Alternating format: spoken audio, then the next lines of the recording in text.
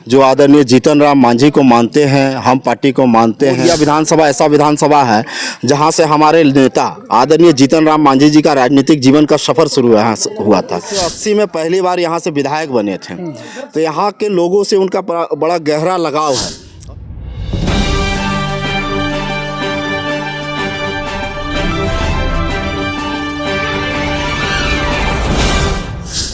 देखिए दोस्तों, अभी हमारी मौजूदगी है गया जी जिला का जो है बोधगया विधानसभा क्षेत्र के जो है नवाडी गांव। जानकारी लेते हैं यहाँ का जिला अध्यक्ष जी हैं, जो गया जिला का हम पार्टी का जिला अध्यक्ष जी हैं।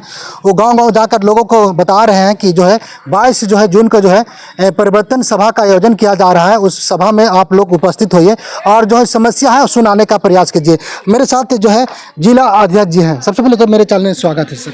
आपके चैनल के सभी दर्शकों को मेरे तरफ से बहुत बहुत अभिनंदन, स्वागत, वंदन है। नारायण प्रसाद मांझी, जिला अध्यक्ष, हिंदुस्तानी आवाम मोर्चा सेकुलर गया। और आज हम लोग देखिए मौजूद है फतेहपुर के गांव है नौडीहा, और आज हम लोग अपने पूरे पार्टी के पदाधिकारी हैं, सारे लोग यहाँ पर आए हुए हैं। यहाँ के आम ग्रामीणों को जो आदरणीय जीतन राम मांझी को मानते हैं, हम पार्टी को मानते हैं, उनको नेता मान करके उनके आह्वान पर कहीं भी जाने के लिए तैयार होते हैं, उनको हम लोग न्योता निमंत्रण देने के लिए आए हैं कि 22 जून 2025 दिन रविवार को बोधगया विधानसभा के फतेहपुर प्रखंड के राम सहाय उच्च विद्यालय में समय 11 बजे हिंदुस्तानी आवाम मोर्चा सेकुलर पार्टी के द्वारा परिवर्तन जनसभा का आयोजन किया गया है। इस कार्यक्रम में सूबे के पूर्व मुख्यमंत्री, गरीब गुरबों के बुलंद आवाज, हम पार्टी के संरक्षक और अभी वर्तमान में केंद्र में केंद्रीय मंत्री गया के माननीय सांसद श्री जीतन राम मांझी जी का आगमन होगा बतौर मुख्य अतिथि। उनके अलावा हम पार्टी के राष्ट्रीय अध्यक्ष और बिहार सरकार के माननीय मंत्री, लघु जल संसाधन मंत्री हैं डॉक्टर संतोष कुमार सुमन जी, उनका आगमन होगा। हम लोग के पार्टी के माननीय प्रदेश अध्यक्ष जो टेकारी से माननीय विधायक अनिल कुमार जी, बाराचट्टी के माननीय विधायक हैं ज्योति देवी जी, इमामगंज के माननीय विधायक हैं दीपक मांझी जी। इसके अलावा पार्टी के कई वरीय पदाधिकारी यहाँ पर आएंगे। और हम लोगों ने परिवर्तन सभा का नाम दिया। बोधगया विधानसभा ऐसा विधानसभा है जहां से हमारे नेता आदरणीय जीतन राम मांझी जी का राजनीतिक जीवन का सफर शुरू हुआ था। 1980 में पहली बार यहां से विधायक बने थे, तो यहाँ के लोगों से उनका बड़ा गहरा लगाव है और बहुत सारे विकास का काम किए थे।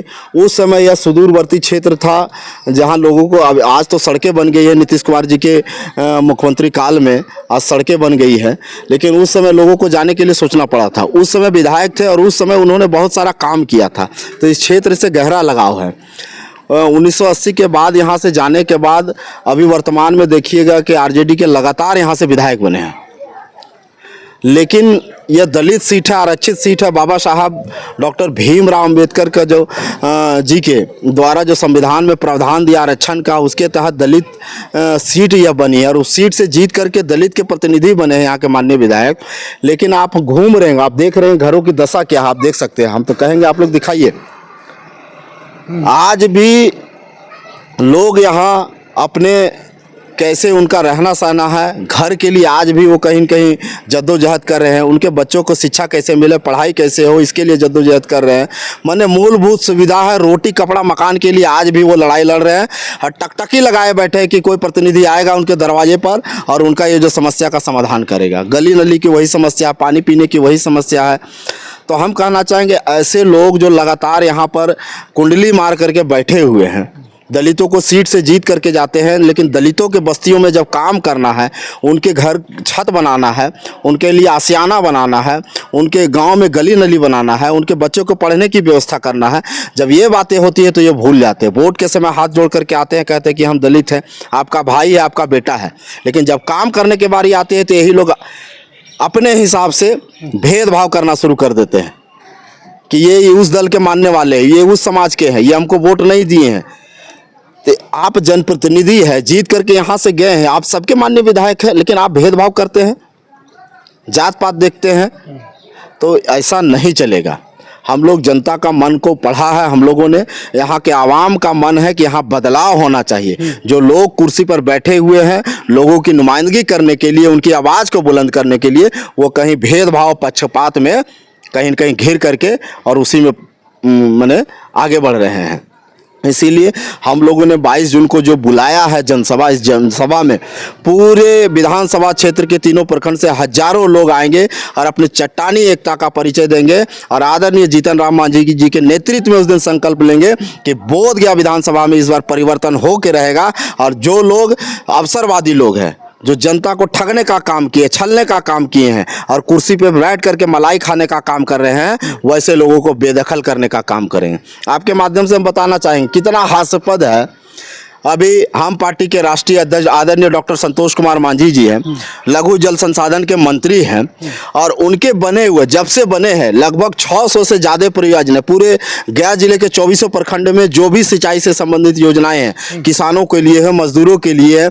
यहाँ इस विधानसभा, इस जिला के लोग ज़्यादातर लोग कृषि पर निर्भर है, उसको केंद्रित करके आदरणीय डॉक्टर संतोष कुमार मांझी जी शायद ही ऐसा कोई आहरा पैन पोखरा का काम बचा होगा जिसपे उनकी निगाह नहीं गई है और उसके लिए प्रयासरत नहीं है, लगातार काम कर रहे हैं। आप देखिएगा किसी भी गांव में जाइएगा, कृषि से संबंधित जितना काम हो सकता है उन्होंने किया है।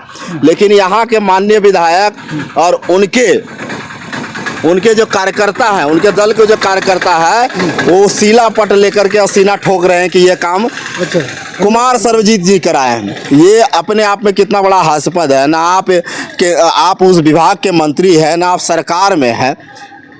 आप तो 10 साल से विधायक हैं, तो 10 साल से आप ये काम नहीं करवा रहे थे। आज जब संतोष कुमार सुमन जी यहाँ के मंत्री हो गए, किसानों के लिए काम करने लगे कि कैसे किसान यहाँ खेती करेगा, आहरा की खुदाई हो, पैन की खुदाई हो, तालों की खुदाई हो, किस तरीके से किसानों को अच्छे से पानी मिल सके, उसके लिए काम करने लगे। तो बोर्ड पे नाम लिखवाए चल रहे हैं कि हमने कर दिया है।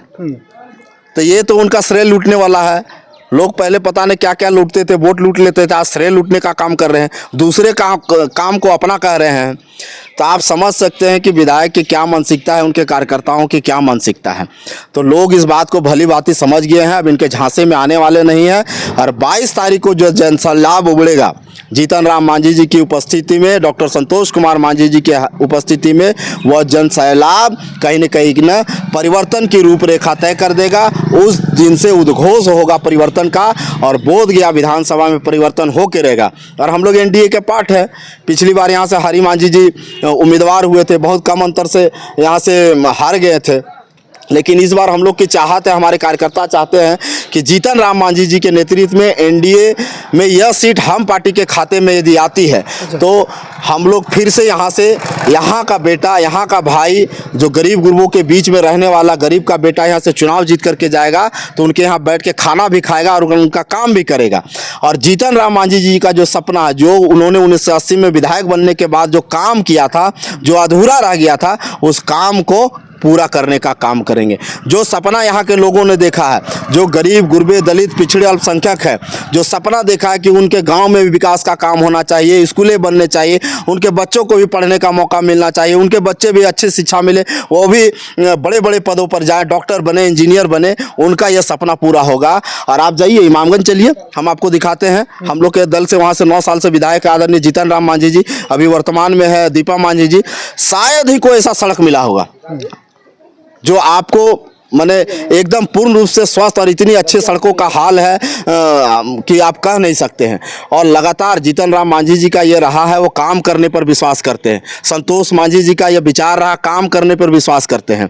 ये नहीं कि शिलापट लगा दिए अपने नाम से और रोड बनाए, कोई शिलापट लगा दिए कि हमने बनाया। तो शिलापट लगाने पर विश्वास नहीं करते, प्रचार करने पर विश्वास नहीं करते हैं, काम करने पर विश्वास करते हैं। इसलिए विश्वास करते हैं कि वो दर्द है, उस गरीबी से पल बढ़ करके यहाँ पर आए हैं।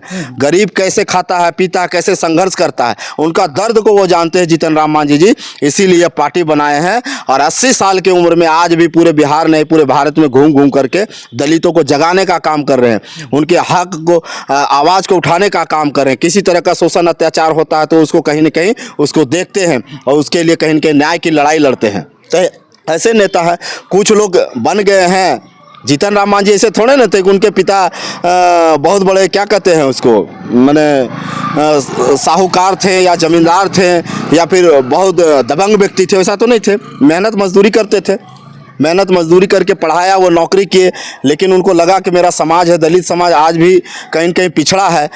तो बाबा साहब के उस कथन को उन्होंने सुना कि विकास रूपी ताले को खोलने के लिए राजनीतिक रूपी चाबी की आवश्यकता पड़ती है, इसलिए उन्होंने राजनीतिक में आना पसंद किया।